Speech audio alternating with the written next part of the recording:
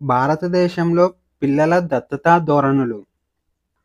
దత్తత తీసుకోవడానికి అందుబాటులో ఉన్న పిల్లల సంఖ్య మరియు దత్తత తీసుకోవాలనుకుంటున్న భార్యాభర్తల మధ్య ఉన్న అంతరాన్ని సెంట్రల్ అడాప్షన్ రిసోర్స్ అథారిటీ తగ్గించలేకపోయింది. భారతదేశంలో దత్తత తీసుకోవాలనుకుంటున్న ప్రతి 13 భార్యాభర్తలకు దత్తత తీసుకోవడానికి కేవలం ఒక బేబీ మాత్రమే అందుబాటులో ఉంటుంది. దీని ద్వారా దత్తతా ప్రాసెస్ చాలా ఆలస్యం జరుగుతుంది. భార్యాభర్తలు పిల్లల్ని దత్తత తీసుకోవాలంటే ముందుగా సెంట్రల్ అడాప్షన్ రిసోర్స్ అథారిటీ నుంచి దత్తత రిఫరల్ తీసుకోవాల్సి ఉంటుంది. సింపుల్గా చెప్పాలంటే పిల్లల్ని దత్తత తీసుకోవాలంటే సెంట్రల్ అడాప్షన్ రిసోర్స్ అథారిటీ నుంచి టోకెన్ తీసుకోవాలి. టోకెన్ ఆర్డర్ ప్రకారం పిల్లల్ని దత్తత ఇస్తారు. అయితే దత్తత రిఫరల్ పొందటానికి చాలా సంవత్సరాలు సమయం పడుతుంది.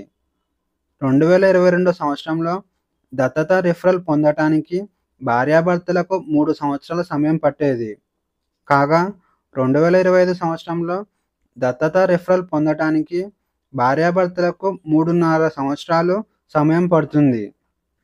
దీన్ని బట్టి అర్థం చేసుకోవచ్చు, ఇండియాలో దత్తత పిల్లల సంఖ్య తక్కువగా ఉంది. అలాగే దత్తత తీసుకోవాలనుకుంటున్న వారి సంఖ్య అధికంగా ఉంది. ఇక గత 4 సంవత్సరాలలో పిల్లల దత్తత సంఖ్యా వివరాలు చూసుకుంటే 2021-22 సంవత్సరంలో 3,405 మంది పిల్లల్ని దత్తత తీసుకున్నారు. ఇక 2022-23 సంవత్సరంలో 3,441 మంది పిల్లల్ని దత్తత తీసుకోగా 2023-24 సంవత్సరంలో 4,029 మంది పిల్లల్ని దత్తత తీసుకున్నారు. ఇక 2024-25 సంవత్సరంలో 4,515 మంది పిల్లల్ని దత్తత తీసుకున్నారు. దీన్ని బట్టి చూస్తే దేశంలో దత్తత తీసుకునే వారి సంఖ్య రోజురోజుకి పెరుగుతుంది. ఇందులో దత్తత తీసుకునేవారు 60% ఆడపిల్లల్ని దత్తత తీసుకోవడం విశేషం. ఇక భారతదేశంలో దత్తతలను పర్యవేక్షించడానికి మరియు నియంత్రించడానికి పూర్తి హక్కులు సెంట్రల్ అడాప్షన్ రిసోర్స్ అథారిటీకి ఉంటాయి. ఇది మహిళా మరియు శిశు అభివృద్ధి మంత్రిత్వ శాఖ ఆధ్వర్యంలో పనిచేస్తుంది. ఇది ఒక చట్టబద్ధమైన సంస్థ, అలాగే స్వయం ప్రతిపత్తి కలిగిన సంస్థగా కూడా పనిచేస్తుంది. అలాగే భారతదేశంలో పిల్లలు దత్తత తీసుకోవడానికి చేసిన చట్టాలేంటో చూసుకుంటే అందులో మొదటగా హిందూ దత్తత మరియు నిర్వహణ చట్టం 1956. దీనినే హామా చట్టం అని కూడా పిలుస్తారు. ఈ చట్టం ప్రకారం హిందూ, బౌద్ధ, జైన మరియు సిక్కు వర్గాల వ్యక్తులను చట్టబద్ధంగా దత్తత తీసుకోవడానికి అనుమతి ఇస్తుంది. ఈ చట్టం ప్రకారం పిల్లల్ని దత్తత తీసుకోవడానికి సెంట్రల్ అడాప్షన్ రిసోర్స్ అథారిటీ వద్ద ఎలాంటి రిజిస్ట్రేషన్ చేయించుకోవాల్సిన అవసరం లేదు. డైరెక్ట్గా దత్తత గృహాలకు వెళ్ళి నచ్చిన వారిని దత్తత తీసుకునే వెసులుబాటు కల్పిస్తుంది. ఇక రెండవ చట్టం వచ్చేసి జువెనైల్ జస్టిస్ చట్టం 2015. ఈ చట్టం మతంతో సంబంధం లేకుండా దత్తత తీసుకోవడాన్ని నియంత్రిస్తుంది. ఈ చట్టం ప్రకారం దత్తత తీసుకోవాలనుకునే భార్యాభర్తలు సెంట్రల్ అడాప్షన్ రిసోర్స్ అథారిటీ పోర్టల్లో నమోదు చేసుకోవాల్సి ఉంటుంది. ఆ పోర్టల్లో మనకి కావాల్సిన పిల్లల వివరాలు తెలపాల్సి ఉంటుంది. అంటే పిల్లల యొక్క క్యాస్ట్, ఏజ్, రిలీజియన్, సెక్స్ వంటి వివరాలు తెలపాలి. మీరు అర్హులను తేలితే మీరు కోరిన లక్షణాలు గల పిల్లలను మీతో జత చేస్తారు. ఇక ఇండియాలో పిల్లల్ని దత్తత తీసుకోవడానికి ఉండాల్సిన అర్హతలు ఏంటో ఒకసారి చూస్తే ముందుగా మ్యారీడ్ కపుల్స్ దత్తత తీసుకోవాలంటే ఈ కింది అర్హతలు ఉండాలి. అందులో మొదటిది ఖచ్చితంగా పెళ్ళయి ఉండాలి. అలాగే పెళ్ళయి కనీసం 2 సంవత్సరాలు దాటితేనే దత్తత తీసుకోవడానికి అర్హులు అవుతారు. పెళ్ళి అయిన మొదటి 2 సంవత్సరాల లోపు పిల్లల్ని దత్తత తీసుకోలేరు. ఇంకా రెండవది, దత్తత తీసుకున్న పిల్లలకి మరియు తల్లిదండ్రులకు వయస్సు వ్యత్యాసం 45 సంవత్సరాలకు మించి ఉండకూడదు. ఇక మూడవది, కొంతమందికి ఓన్‌గా పిల్లలు ఉన్నా కూడా ఇంకా దత్తత తీసుకోవాలి అనుకుంటారు. వారిలో ఇద్దరు కంటే ఎక్కువ సొంత పిల్లలు కలిగి ఉండకూడదు. ఇక రెండవదొచ్చేసి సింగిల్ పేరెంట్. సింగిల్ పేరెంట్ దత్తత తీసుకోవాలంటే ఖచ్చితంగా 30 సంవత్సరాలు వయసు దాటి ఉండాలి. ఇక మూడవది జనరల్ ఎలిజిబిలిటీ. దీని ప్రకారం పెళ్లితో సంబంధం లేకుండా ఎవరైనా దత్తత తీసుకోవచ్చు. కానీ సెంట్రల్ అడాప్షన్ రిసోర్స్ అథారిటీలో చెప్పినట్టుగా ఏజ్, ఆర్థిక స్థిరత్వం మరియు సొంత ఇల్లు ఇలా అన్ని అంశాలలో అర్హత సాధించి ఉండాలి. సో, ఈ 3 కేటగిరీలకు చెందిన వారు మాత్రమే దత్తత తీసుకునే హక్కు ఉంటుంది. సో, ఇండియాలో పిల్లల దత్తత ధోరణులు ఈ విధంగా ఉన్నాయి. ప్రపంచంలో అతిపెద్ద ఏవియేషన్ మార్కెట్లలో ఇండియా స్థానం. ప్రపంచంలో 5వ అతిపెద్ద ఏవియేషన్ మార్కెట్‌గా ఇండియా అవతరించింది. ఇంటర్నేషనల్ ఎయిర్ ట్రాన్స్‌పోర్ట్ అసోసియేషన్ విడుదల చేసిన వరల్డ్ ఎయిర్ ట్రాన్స్‌పోర్ట్ స్టాటిస్టిక్స్ ప్రకారం 2024 సంవత్సరంలో ఇండియన్ ఏవియేషన్ మార్కెట్ 241 మిలియన్ల విమాన ప్రయాణికులను నమోదు చేసింది. 2023 సంవత్సరంతో పోలిస్తే ఇది 11.1% ఎక్కువ. ఇక ప్రపంచంలో మొదటి 5 స్థానాలలో ఉన్న ఏవియేషన్ మార్కెట్ వచ్చేసి 876 మిలియన్ల ప్రయాణికులతో యూఎస్ఏ దేశం మొదటి స్థానంలో నిలవగా, 741 మిలియన్ల ప్రయాణికులతో చైనా రెండవ స్థానంలో నిలిచింది. ఇక 261 మిలియన్ల ప్రయాణికులతో యునైటెడ్ కింగ్డమ్ మూడవ స్థానంలో నిలవగా, 241 మిలియన్ల ప్రయాణికులతో స్పెయిన్ దేశం నాలుగవ స్థానంలో నిలిచింది. ఇక ఇండియా 241 మిలియన్ల ప్రయాణికులతో ఐదవ స్థానంలో నిలిచింది.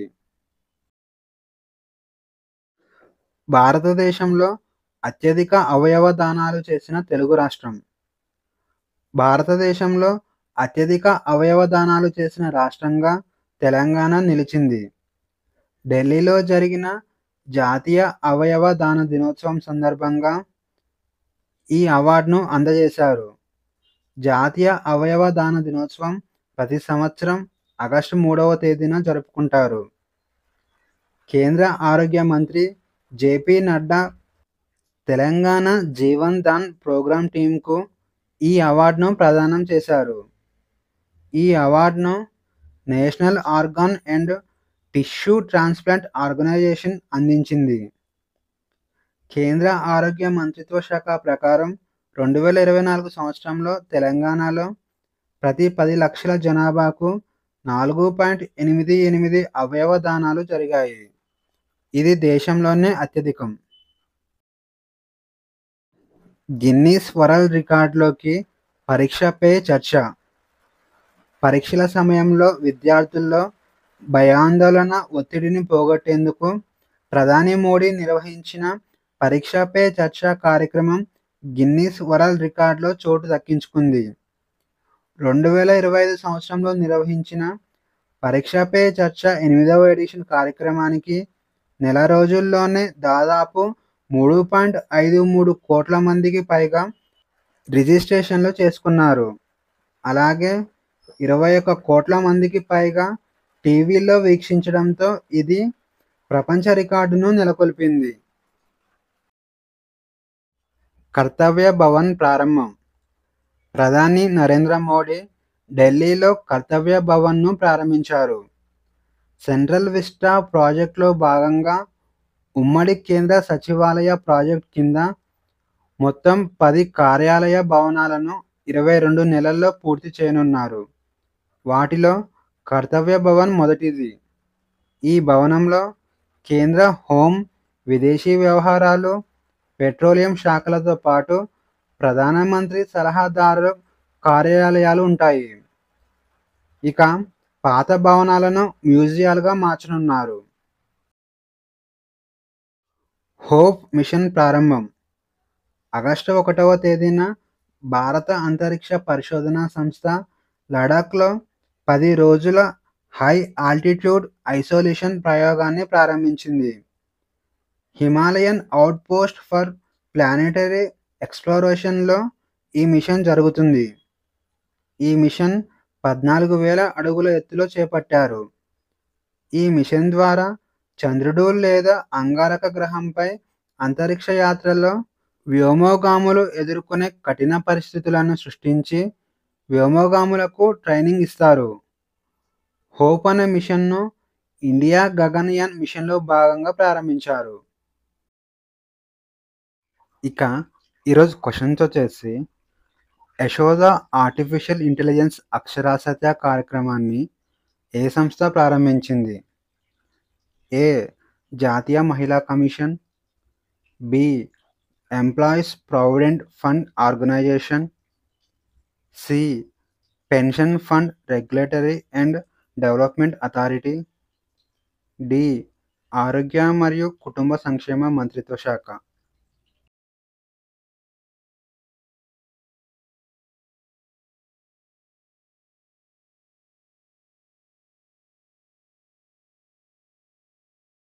ఆన్సర్ వచ్చేసి ఆప్షన్ ఏ, జాతీయ మహిళా కమిషన్. ప్రపంచ గిరిజన దినోత్సవాన్ని ప్రతి సంవత్సరం ఏ రోజున జరుపుకుంటారు? A. August 7, B. August 8, C. August 9, D. August 10.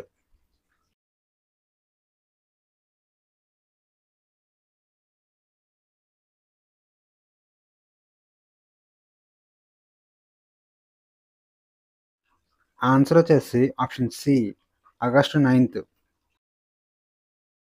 Heart on wheels ఇనిషియేటివ్ను ఏ మంత్రిత్వ శాఖ ప్రారంభించింది? ఏ. సైన్స్ అండ్ టెక్నాలజీ మంత్రిత్వ శాఖ, బి.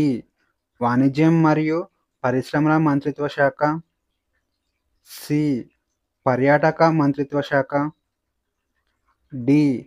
టెక్స్టైల్స్ మంత్రిత్వ శాఖ.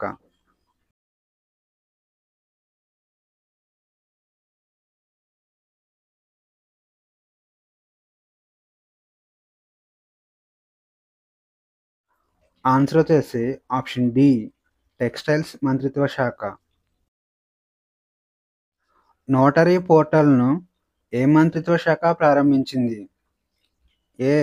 చట్టం మరియు న్యాయ మంత్రిత్వ శాఖ, బి. ఆర్థిక మంత్రిత్వ శాఖ, సి. గిరిజన వ్యవహారాల మంత్రిత్వ శాఖ, డి. హోం వ్యవహారాల మంత్రిత్వ శాఖ.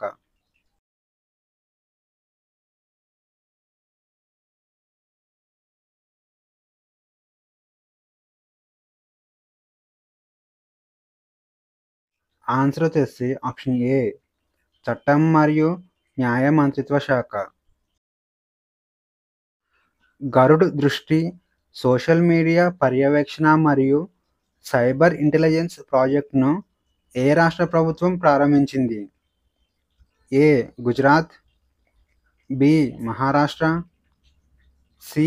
ఒడిషా, డి. రాజస్థాన్.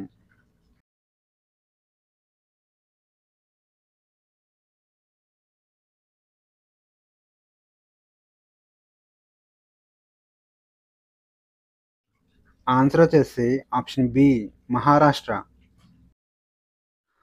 పుష్యమిత్ర శుంగుడి చేతిలో హత్యకు గురైన మౌర్య రాజవంశ చివరి పాలకుడు ఎవరు? A. Bimbisara, B. Chandragupta Maurya, C. Brihadratha, D. Ashokavardhan.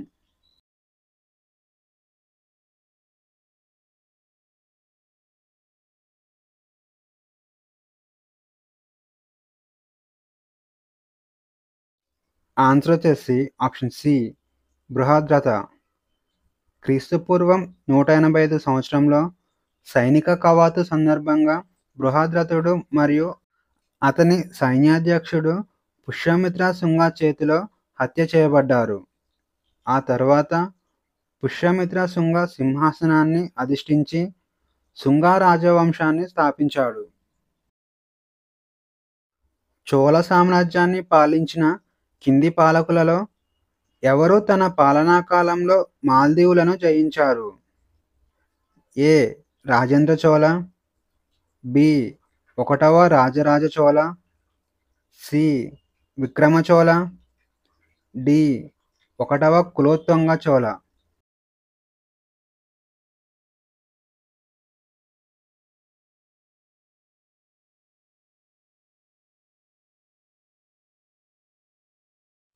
Answer వచ్చేసి option B.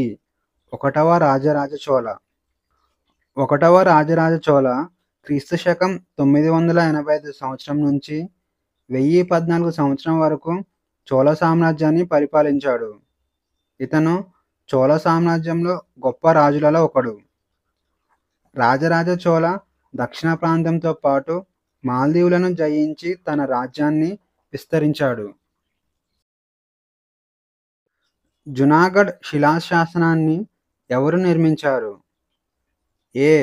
జీవదామన్, B. జయదామన్, C. Rudradaman, D. దామజశ్రీ.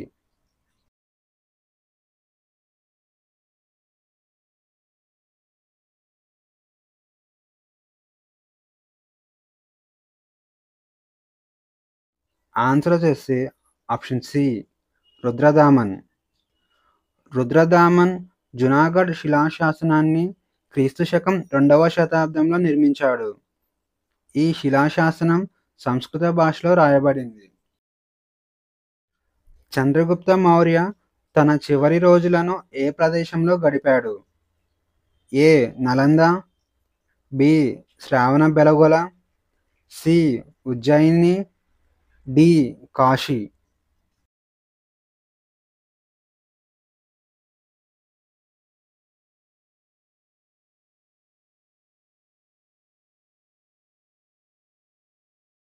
Answer వచ్చేసి ఆప్షన్ బి. శ్రావణబెళగొళ. చంద్రగుప్తుడు మౌర్య సామ్రాజ్యాన్ని స్థాపించాడు. చంద్రగుప్త మౌర్యకి మహారాజాది రాజా అనే బిరుదు కలదు. చంద్రగుప్తుడు జైన మతాన్ని స్వీకరించి తన చివరి రోజులను శ్రావణబెళగొళలో భద్రబాహుతో కలిసి గడిపాడు. ఈ కింది వారిలో గంగైకొండ చోళ అనే బిరుదు ఎవరికి కలదు? ఏ. ఒకటవ రాజరాజ, బి. అరింజయ, సి. మహిపాలుడు, డి. ఒకటవ రాజేంద్ర చోళ.